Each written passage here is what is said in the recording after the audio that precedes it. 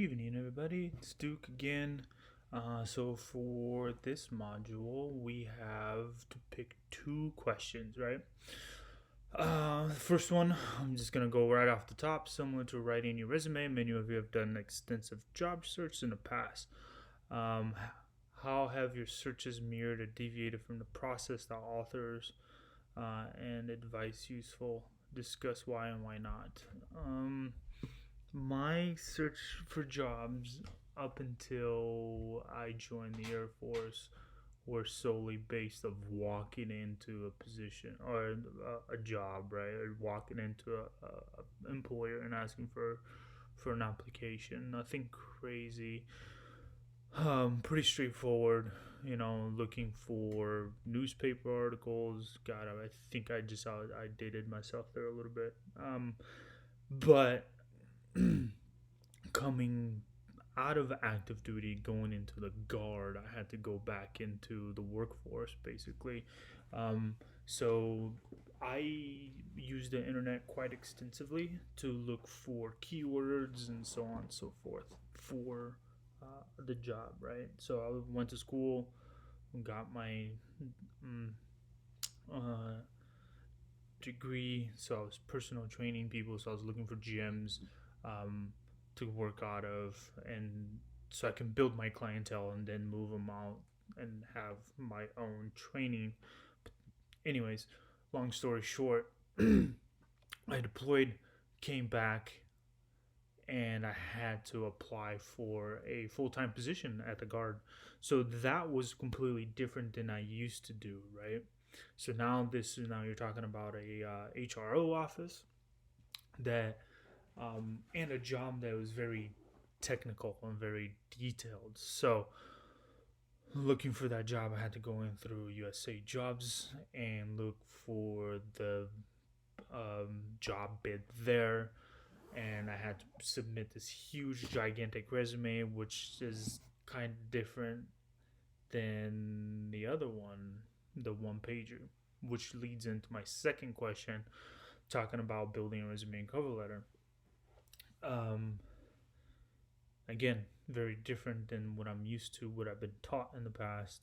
This is a lot more detailed. I'm talking about like a 9 to 11 page document right now because it's so detailed. And as I move up in ranks or potentially move up through different levels of leadership within this installation, that resume has to reflect every single bit of experience to show not only the HRO office people there, but also the employer or potential boss of mine that's going, or supervisor that's going to look at this resume and say, why is this guy wanting to be in my unit or in my organization?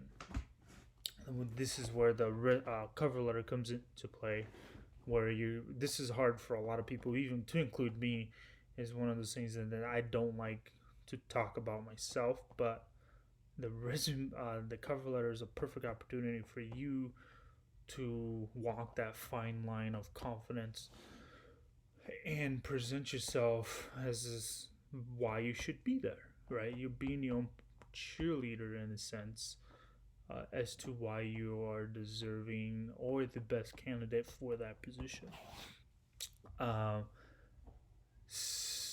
Now, in turn, if you were to take that type of resume and you take it to, I don't know, some other, and it has some other position or job where it doesn't need to be that detailed, you're running a potential of saying, hey, you're overqualified. Some of them might not even look at it because it's so long. They're like, look at your piece of paper and be like, really? I'm not going to read through all of this, and just kind of discard it off to the side. So, my advice that I'd probably keep two documents, one separate, depending on what the preference audience is, versus um, something that is a little more tailored to a specific organization or a career, right? I'm thinking about going back into training. So I might have to apply back into a gym setting so I can get my clientele base, or I just start off my own stuff and I don't have to worry about any of that type of stuff. But um, and then the other one, I wanted to do three questions because another one popped up was sorry.